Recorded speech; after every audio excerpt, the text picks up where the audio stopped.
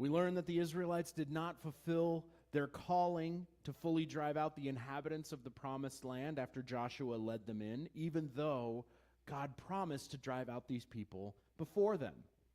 During the life of Joshua and the elders who outlived him, the people of Israel remained faithful to God. However, after that time, the people turned away from God and started to follow the gods of the people in the land, especially Baal and Asherah. This was a big part of the reason why God commanded them to remove the people so that their gods would go with them and they would not be tempted into worship of false gods. But due to their disobedience, God gave them over to different oppressors so that they would be drawn back to him. When they would turn back to him, he would raise up a leader called a judge, and that judge would deliver them from trouble. However, as is very common for people, after that judge's death, they would turn from God again as soon as they'd forgotten the troubles that they had been in, and they no longer had a strong leader leading them. And this process would be repeated over and over in the book of Judges. So far, we've learned about 3 different judges: Othniel, Ehud, and Shamgar. Today, we're going to look at the next in the line of judges and what we can learn from them. Here, we are actually going to be talking about 2 occurrences that only happen once in the book of Judges. These next people that we're going to be talking about are unique in a couple of different ways. First off, we have 2 people who served as judge simultaneously. Second, we have our only female judge. Today we're going to be looking at Judges chapter 4 and learning about Deborah and Barak.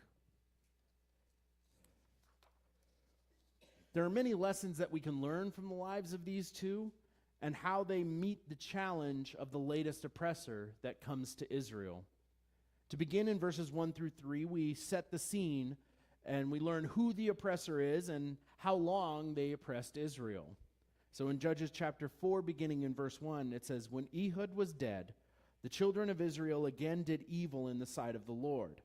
So the Lord sold them into the hand of Jabin, king of Canaan, who reigned in Hazor. The commander of his army was Sisera, who dwelt in Harosheth Hagoyim.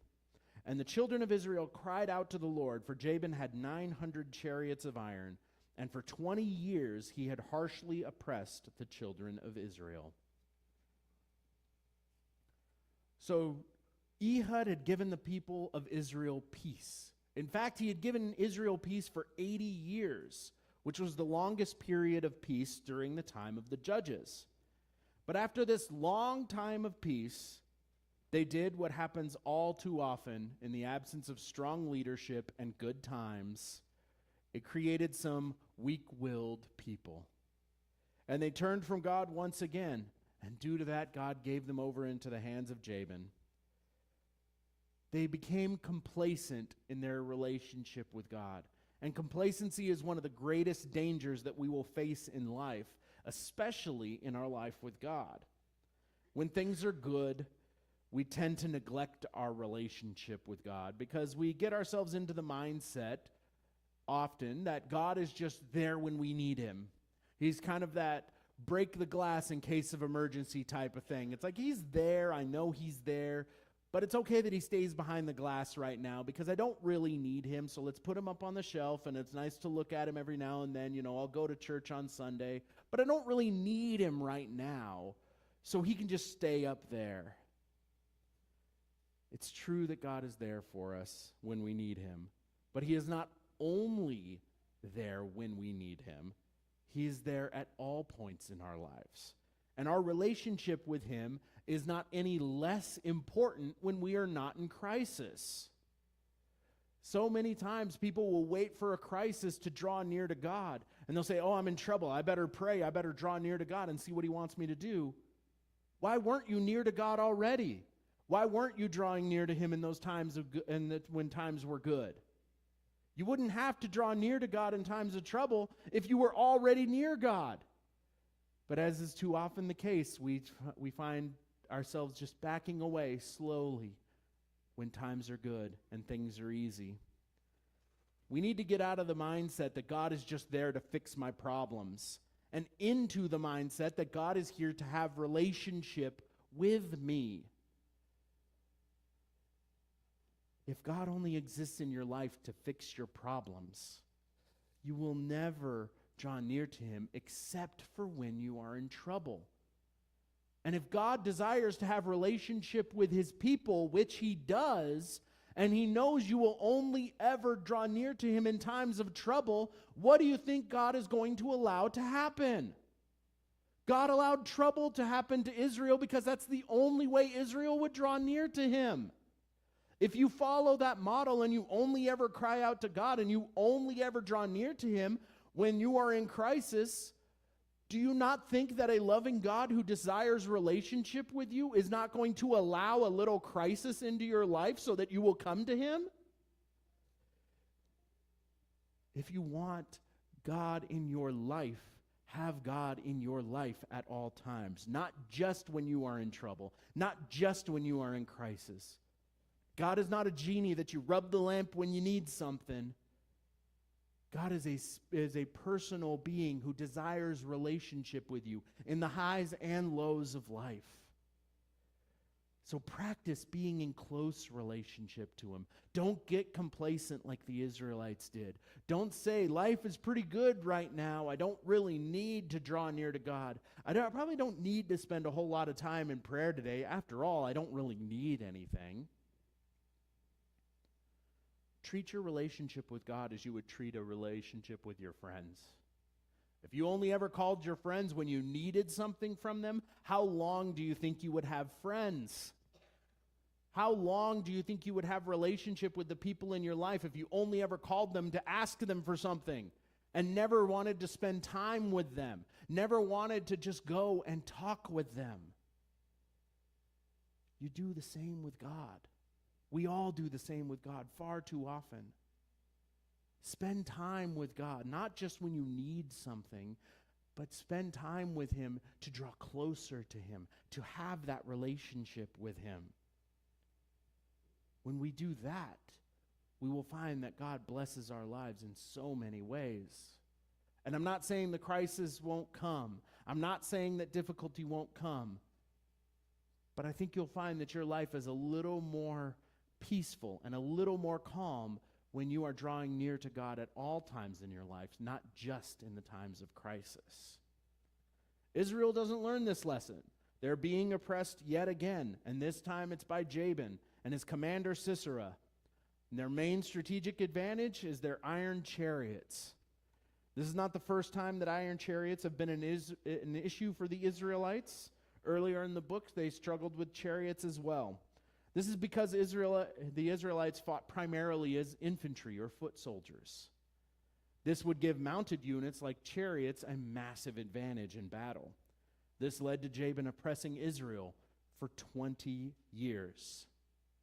20 years is a long time to be in trouble for them to call out to God. How long have you been struggling with the issues in your life? How long do we need to struggle before we call out to God? How long do we need to be miserable before we finally decide to take God down off the shelf? It took Israel 20 years. I ask each and every one of you, don't let it take 20 years before you call on God for help. In verses 4 through 7, God makes clear his plan to defeat Jabin and Sisera, and he plans to use his two judges to take care of these oppressors. He calls out to Deborah, and then Deborah calls out to Barak. And in this encounter, we begin to get a sense of just who these people are. Deborah is strong and confident, while Barak seems a bit hesitant to do what God has called him to do. In Judges 4, beginning in verse 4, it says, "Now Deborah, a prophetess, the wife of Lapidoth, was judging Israel at that time. And she would sit under the palm tree of Deborah between Ramah and Bethel in the mountains of Ephraim. And the children of Israel came to her for judgment. Then she sent and called for Barak, the son of Abinoam, from Kadesh in Naphtali, and said to him, Has not the Lord God of Israel commanded, Go and deploy troops at Mount Tabor. Take with you 10,000 men of the sons of Naphtali and the sons of Zebulun, And against you I will deploy Sisera, the commander of Jabin's army, with his chariots and his multitude at the river Kishon, and I will deliver him into your hand. Now, Deborah is absolutely an exception to the usual in the fact that she is a woman who is called a prophetess. She's one of the very few called that in the Bible. There is some disagreement over what constitutes a prophetess in the Bible, and as such, there's some disagreement over exactly how many there were. Numbers range anywhere from 7 to as high as 11 prophetesses being in the Bible. Now, regardless of how many you think there are, all scholars agree that Deborah is one of them, since the title is used definitively for her. This means that she had authority, rarely seen for a woman, especially at that time in a patriarchal society like Israel. She judged disputes, gave orders, which is exceedingly rare. This is because the Bible makes it clear that the ideal that God set was for men to lead. So for a woman like Deborah to be in this kind of role was odd, for sure. Though the reason we see Deborah in this role starts to become more apparent when we see Barak enter the picture. Deborah calls Barak to her and tells him to go up against Sisera. But notice what she says when she tells him this. She says, "Has not the Lord God of Israel commanded?" This means that this is not the first time that Barak is hearing this command. This is not news to Barak. She's saying, hasn't God told you to go and do this? This means that God had already given the command to Barak, and Barak ignored it, or waited, or drug his feet. But regardless, it went unheeded, this command from God. And Deborah is aware of the command and is now calling on Barak and saying, hasn't God already told you to go? What are you waiting for? Now, the reason that Barak has ignored this command from God becomes apparent in verses 8 through 10. Now, I said earlier that Barak seems a little hesitant in this. And this is where that comes from. He is clearly very nervous at the prospect of going into battle with Sisera, even though God promised to deliver him into his hands. So in Judges 4, beginning in verse 8, it says, "And Barak said to her, 'If you will go with me, then I will go. But if you will not go with me, I will not go.' So she said, 'I will surely go with you. Nevertheless, there will be no glory for you in the journey you are taking, for the Lord will sell Sisera into the hand of a woman.' Then Deborah arose and went with Barak to Kadesh. And Barak called Zebulun and Naphtali to Kadesh. He went up with 10,000 men under his command, and Deborah went up with him." Barak's fear is very apparent here. He outright refuses to go. He says, "I'm not going to do it unless you come with me." Now, we are not certain why Barak is so fearful in this moment. It's possible that he doubts the calling of the Lord on his life. And so he thinks that maybe if God's prophetess, the judge, Deborah, goes, that God will protect her, and that means that he'll get protected because he's nearby. Very possible. Maybe he doubts his own ability as a military commander to lead the Israelites against such a dangerous opponent. Regardless of his reasons, this hesitance costs him. It costs him the glory that would have come from victory. Because Deborah says, "Yeah, I'll go with you. But know that if I go with you, there will be no glory for you in this battle. Because he's not going to give Sisera into your hands. Sisera is going to go into a woman's hands." Now, it seems that Barak cared very little about this glory, which actually is admirable. However, he still should have trusted in God and not refused to go until Deborah went along. He probably also assumed that it would be Deborah to get the glory.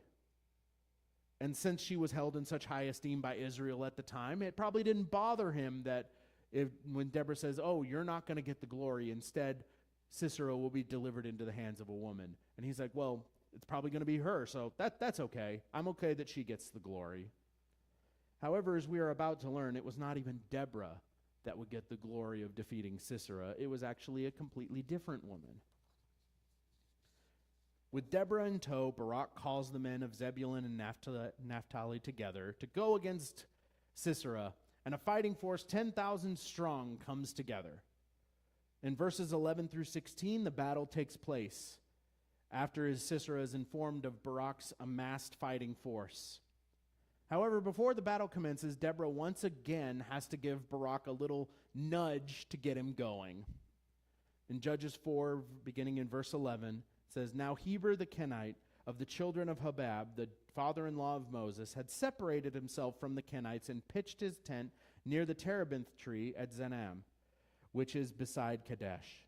And they reported to Sisera that Barak the son of Abinoam had gone up to Mount Tabor. So Sisera gathered together all his chariots, 900 chariots of iron, and all the people who were with him from Harosheth-Hagoyim to the river Kishon. Then Deborah said to Barak, 'Up, for this is the day in which the Lord has delivered Sisera into your hand. Has not the Lord gone out before you?'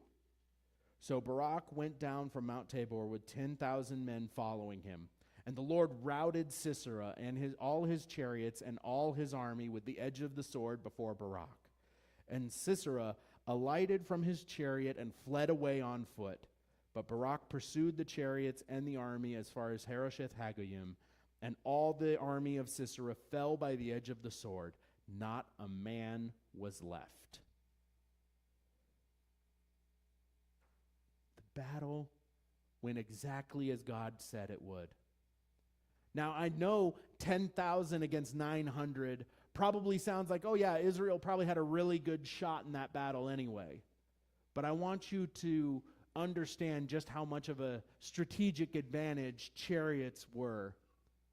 At that time, chariots would have been like having tanks going against foot soldiers. Yeah, there were 10,000 against 900, but those 900 would have, in most circumstances, would have shredded a fighting force of 10,000. So this was clear that God was with them. It happened exactly the way God promised it would. Despite the hesitance, despite the Barak dragging his feet and being like, well, I don't know, we got this fighting force together, but there's still 900 of those chariots down there, and I don't know if I like our chances. God still showed up, and he still did what he promised he was going to do. But we also get mention of Heber, and he is significant because he is the one who tells Sisera of Barak's movements. Heber and his house are also going to become important here in a little bit. But for now, he is just an informant who has told Sisera where Barak is and what he's doing. Barak has amassed his force, and he goes against Sisera's army. But then Deborah also has to tell Barak, hey, it's time to go. Once again. And she tells him this in a way that lets you know that this is something that Barak already knew. This tells you that God is speaking to Barak, and he's saying, all right, time to go down the mountain and fight Sisera. And he doesn't listen, so then he has to send Deborah to tell Barak again, hey, it's time to go down the mountain and fight Sisera. God has given him into your hands. God has already told him. So it certainly seems that Barak's hesitance and fear has caused him to stand still when God is telling him to move. Now, I know it might be easy for us to look at this and to look at Barak and say, man, that guy just kept screwing up. Man, how could he not trust God? How could he not move when God's telling him to move? That's so embarrassing. Now, before you become too critical of Barak, I think each and every one of us are a little bit more like Barak than we care to admit. I know there have been times in my life where God's telling me to go. God's telling me to move. He's telling me, up, it's time to go. And I'll just keep sitting there and I'll be like, yeah, but is it really time to go? Are you sure that it's time to go? You know, I'm not sure that I'm ready. You know, are you sure that your timing's right, God? Are you sure that this is exactly what you want me to do? You start hemming and hawing and you start trying to find some way to just stay where you're comfortable. We all like to think that we're like Deborah in this story. Strong, confident, ready to go when God calls us to go, and in fact, ready to rebuke other people who don't go when God calls them to go. But I think if we were honest with ourselves, I think we're all just a little bit more like Barak than we'd care to admit. But before you get too critical, and before you think that, oh, Barak is just like, man, the guy just can't stop screwing up, for all his faults, Barak is still mentioned in a positive light in Hebrews chapter 11, which has become known as the Hall of Faith in many Christian circles. He still is mentioned as somebody who's through faith in God was able to topple kingdoms. This guy who constantly had to be nudged out the door, this guy who constantly had to be encouraged along to do what God has called him to do, that guy was mentioned as somebody who was faithful to God and toppled kingdoms because of it. So don't be too hard on yourself if you see a little bit of yourself in Barak. I know I do. Because God can still use you to topple kingdoms. God can still use you to do great things, even if you find yourself being hesitant a lot of the times. So take heart. Even if you second guess yourself, even if you find yourself frozen in fear at times, God can and will still use you to do great things, just like he did for Barak. Barak was a real person with real flaws. He did great things, to be sure. When he was finally nudged out the door, he went and he did what God called him to do. It's a huge positive for him that he wasn't concerned about his own glory. But yeah, he also had his struggles and he had his weaknesses. He was fearful. He was hesitant. It's just like us. We have the areas where we're strong. We have areas where we feel we do well. And then there are areas where we're maybe not as quite as up to snuff as we'd like to be. He was a real person, not some idealized picture. He went, and he went in spite of his fear and doubts. And you know what? It might be easy to label Barak as a coward because he didn't want to go, and he didn't want to go. But in fact, I would say that Barak was actually quite courageous. He is courageous because courage isn't as simple as just not being afraid. I don't think that finding somebody who's not afraid of things, I don't necessarily think I would call them courageous. I'd probably call them foolish because there are always things to be afraid of. But courage is not being afraid. Courage is acting in spite of your fear. Courage is overcoming your fears, not the absence of fear to begin with. So, Barak, full of courage, and his 10,000 men go down, and the Lord is with them, and they defeat this army. Not simply defeat, but the Bible says rout, which means they destroyed his army completely. Not a man was left alive. This fighting force that was so great that it subdued Israel for 20 years was now gone completely. Not weakened, not, oh, we're in retreat and we're going to have to go back and regroup. Gone. The defeat is so great that Sisera, this great commander, abandons his army and runs away on foot as the remainder of his army is destroyed by Barak. This tells you that when God is with you and he fights with you, your enemies will fall before you, just as Sisera's army fell.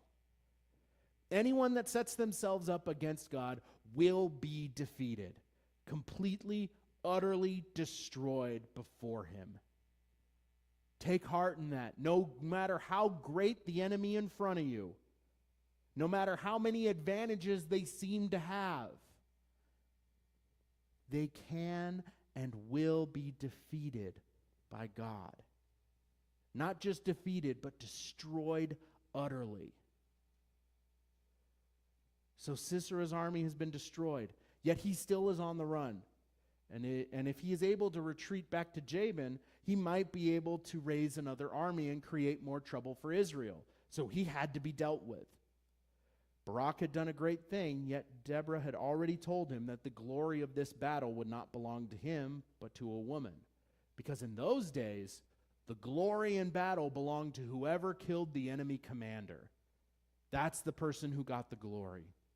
So in verses 17 through 24, we see just who gets the glory from this battle.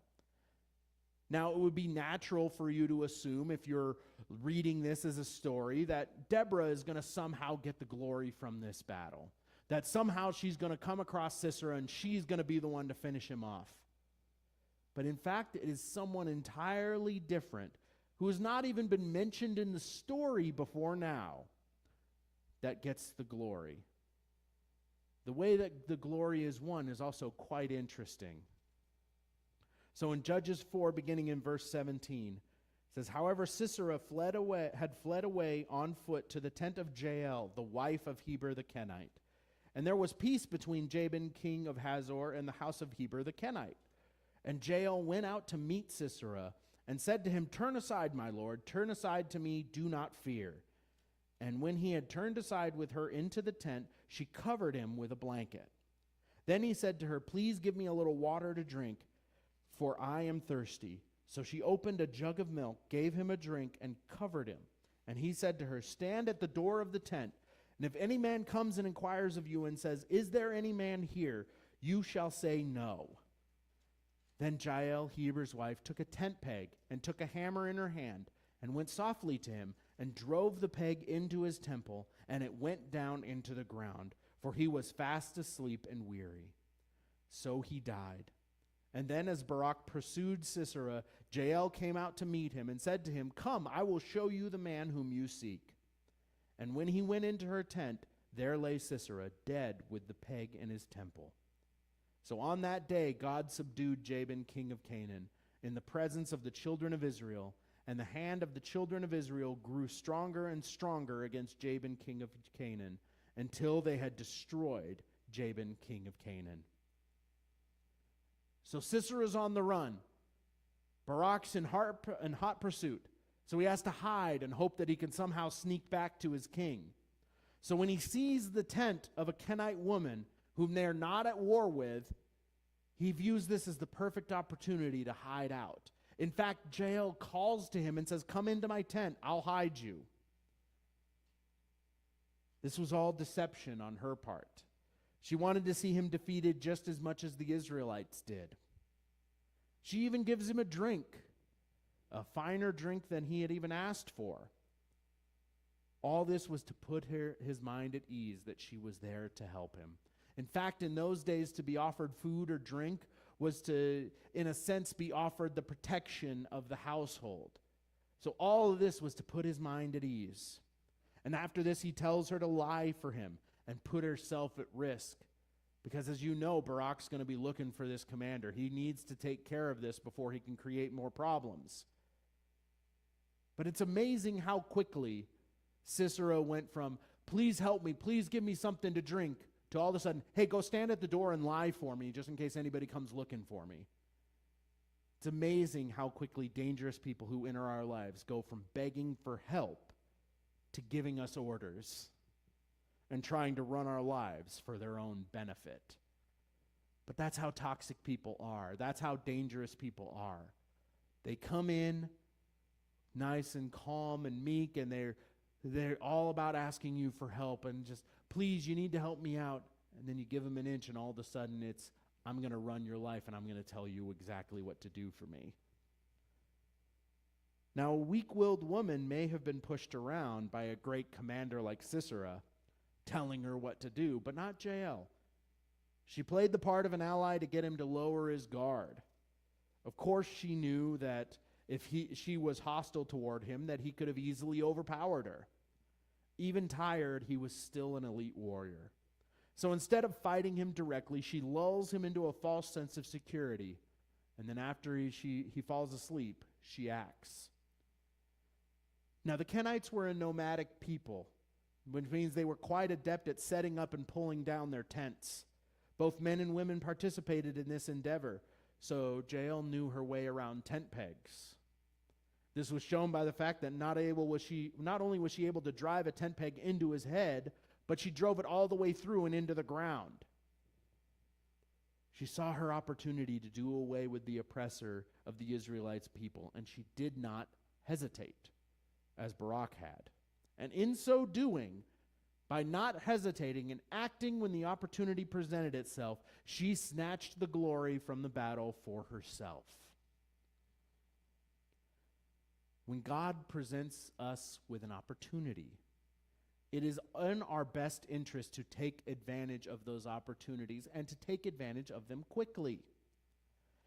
Also, when we are given these opportunities by God, use what we have, both materially and skill-wise, as Jael did. She was an unarmed woman who had set out to kill a soldier. She used what she had at her disposal and what she knew how to do to bring a swift end. She had a tent peg. She had a hammer. Not exactly what I would consider fearful weapons when you're going against a soldier. But she took advantage and she used what she had in front of her to do the job that God had called her to do. I think a lot of times we fail to take advantage of the opportunities that God places in front of us because we don't recognize the tools to take advantage of those opportunities that are right in front of us, just because they don't look the way we think they should. As I said, a tent peg and a hammer don't exactly look like a weapon. Yet Jael found this enemy commander, this oppressor, tired and entrusting her with his safety. And she looked around at what she had and she said, well, I don't exactly have a sword or a spear or anything else like that, but I got this tent peg and I got a hammer. And I got the know-how and the skill to drive this thing into the ground real hard. So I'm going to use what I have and I'm going to use what I know to take advantage of the opportunity that God has placed in front of me. Instead of looking for all the reasons why it can't possibly work, she looked for a way to make it work. Because, see, nobody would set out to kill a military commander with a tent peg. That would be a really foolish plan. But she saw the opportunity that God gave her and used what she had to score a major victory, not only for her Israel, but for herself as well. Though this was not the end of the battle against Jabin, it was clear that without Sisera, he wasn't much of a threat. Israel steadily overcame him. This shows us that after we score that big victory, after we score that great victory in our lives, sometimes the war isn't over. We have a big victory, and a lot of times we like to just sit down and bask in the glory of our victory. But the battle wasn't over. The war wasn't over. Jabin still existed. He still needed to be overcome. And Israel continued and overcame. In our lives, we can't simply sit back and rest on what we have done. We have to continue to do the job that is still in front of us and finish the job that God has called us to do.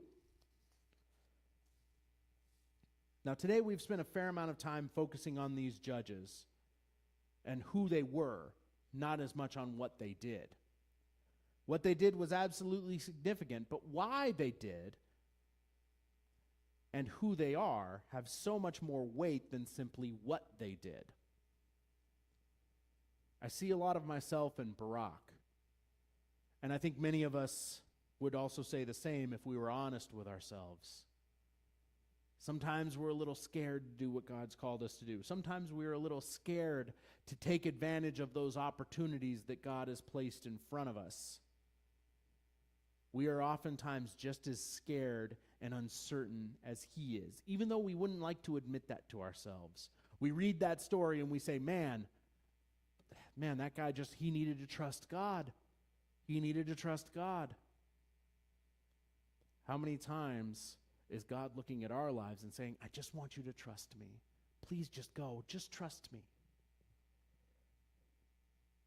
I know there have been many times in my life that God is calling me to do something. And I've heard his call, but I second guess and I drag my feet for as long as I can. And God has to hit me over the head figuratively to get me going, just as he had to do with Barak through Deborah. However, for all his faults, Barak was still faithful to go and do what was asked of him. And that is commendable.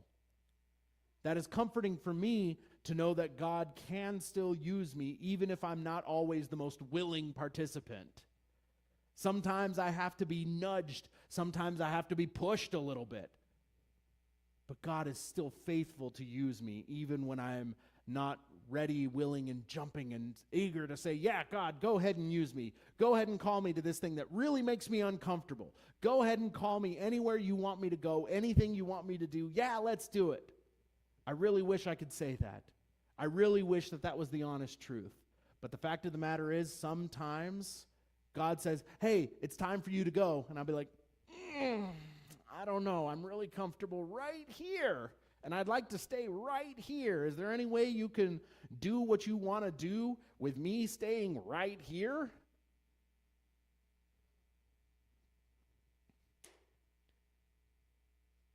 We need to make sure that we are willing to go when God calls us to. We might not go the first time, and you know what? It'd be better if we did. But as long as you go, God meets you, and he can use that.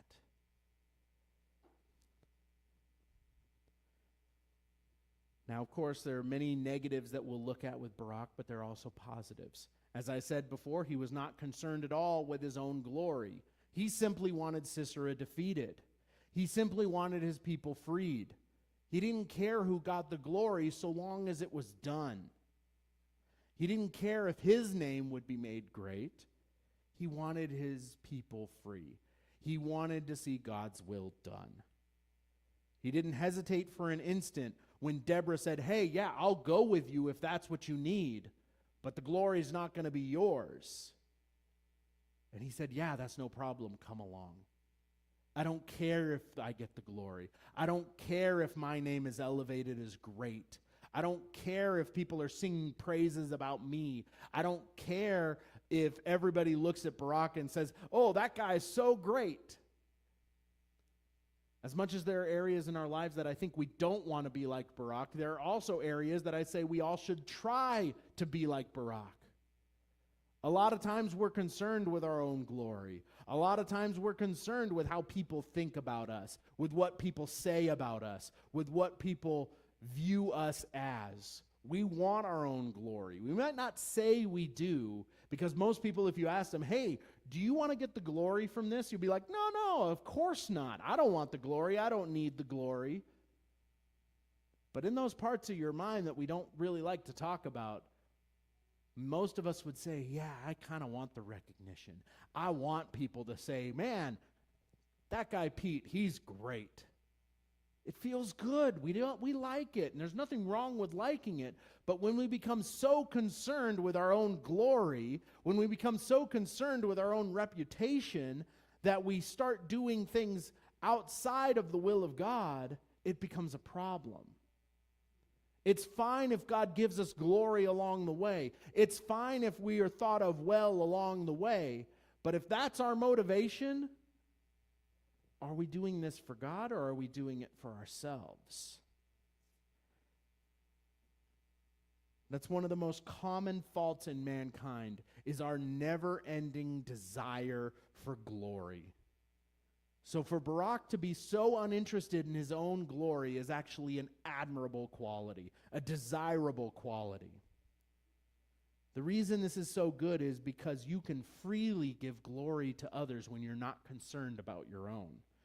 You can allow people to step up and work in their giftings and be the focal point for a little while. If it doesn't have to be all about you and all about how great you are, you can let other people shine and work in the giftings that God has given them. And not only that, but you can put the glory where it truly belongs, and that is on God himself. This is who we should be. Not people who are concerned with our own glory, but who are ultimately concerned with God's glory. And not only that, but maybe we can build the confidence of others along the way if we let them have a little bit of the glory sometimes, because we're not seeking it always for ourselves. Also, as it says in James 4:6, tells us that God resists the proud but gives grace to the humble. One of the recurring themes of the Bible is the value of humility and the danger of pride. So for us to try to be a little more like Barak in this area would be of great value. For us not to seek glory for ourselves, but instead humble ourselves. Since then, it might even be God himself who elevates us if we don't seek to elevate ourselves. So learn from Barak, not just what he did that we desire not to do, not just to learn not to be hesitant like he was, but also learn not to seek glory like he did. From Deborah, we learn what it means to be confident and be an effective leader, even if and even though she was not a typical leader of the time. She certainly was not, given that she was a woman, and that meant that she would have rarely been thought of as a leader, if at all, in those days. In spite of that, even though she didn't look like what Israel would think a leader would be, she rose to such a level that all Israel looked to her for guidance. And when they did, she did not hesitate or waver at all when it came to being who she was called to be. That is something we can all learn from. None of us will ever be the ideal of anything. None of us will ever be the perfect fit for anything. There's always going to be something that we're going to be able to see in ourselves that say, I can't be who God's called me to be. It would have been easy for Deborah to look at herself when God says, hey, you're going to lead the people of Israel. You're going to tell them how to live. You are going to lead them. You are going to tell them what they should do. It would have been easy for her to say, I'm a woman. I can't do that. Choose someone else. But instead, she looked past whatever limitations she might have thought she had and said, God, use me in the way that you want to use me. There's always going to be a reason that you're going to be able to come up with not to do what God has called you to do. There will always be a reason. And it might seem like a good reason to you. Deborah could have easily said, culture won't allow me to lead. There's no way, God. You got to pick someone else. But she didn't say that. Instead, she said, do what you will, and I trust you that even in the areas where I think I am deficient, even in the areas where I think I fall short, I believe that you can overcome those anyway.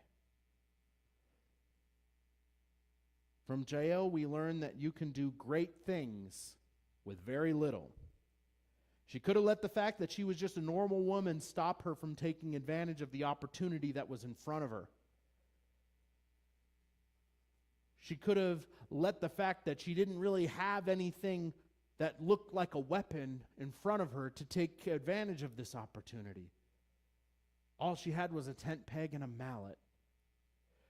Where many others might have just seen useless stuff, she saw exactly what she needed to accomplish the task in front of her in a rather inventive way.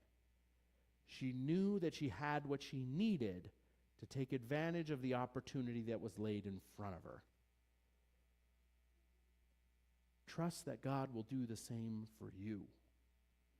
If he lays an opportunity in front of you, even though you might not see that sword in your hand that you think you need, it would have been easy for her to say, well, I don't have a sword, I don't have a weapon, there's no way I can take advantage of this, I guess I'm just going to have to let this opportunity pass me by. Instead, recognize what he has given you. Recognize that simple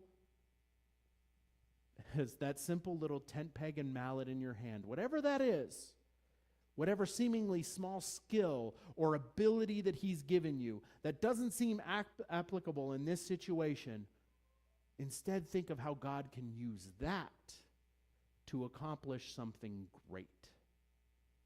It might not look exactly how you think it should or how anybody else might think it should, but trust that God has given you exactly what you need to take advantage of the opportunities that he has given you. Do you think that God sent Sisera to Jael's tent and then all of a sudden realized, oh, wait, she doesn't have a weapon. How are we going to do this? God knew exactly what he was doing, and he knew that she had exactly what she needed, both skill-wise and materially, to do what he has called her to do. So what makes you think that God will do any less when he puts an opportunity in front of you? You might have to think about things in a different way. You might have to get a little creative. But trust me when I tell you, if God puts an opportunity in front of you, he has already given you exactly what you need to take advantage of that opportunity. He did it for Jael, and he'll do it for you too. Trust that God can use you. Trust what you happen to have in your hands, because he knows exactly what you have in your hands. And then you can do far greater things with him than you ever would have thought possible otherwise. Trust God. Know that he is there with you, fighting the battle with you. And know that he has given you everything you need. Let's pray. Father God, I love you. Even when we feel inadequate, even when we feel like we are fearful, even when we feel like we cannot do what you have called us to do, you can still use us if we would just be willing to go. So Lord, I pray for a spirit of courage in this body here today. Not an absence of fear, but an ability to overcome fear through the strength that you provide, through the boldness that you have promised, through the boldness that you will give. Lord, we may be afraid to take advantage of the opportunities that you give us. We may be afraid to step out in the areas that you have called us to step out in. But Lord, I pray that you would put it within each and every one of us to overcome that fear and go where you have called us to go and do what you have called us to do. Even if we don't think we have much, even if we don't think we have what we need to take advantage of the opportunity. Lord, I pray that you would open our eyes to see exactly what you have put in our hands so that we can accomplish what you have called us to accomplish. Because you will not place an opportunity in front of us, tell us to take advantage of it, and then have us not have what we need to do the job. Lord, I pray that we would trust you totally and completely, and that we would give you the glory and not seek it for ourselves. Because, Lord, it's not about me. It's not about any one of us in this room. It's not about any one of us in any of the churches that call on your name anywhere in this country, in this world. It's not about any single one of us. It is all about you. So let us trust in you and trust in your words. And when you call upon us to go, let us go. I ask this in your powerful and precious name. Amen. I love you guys. Have a great week. We are so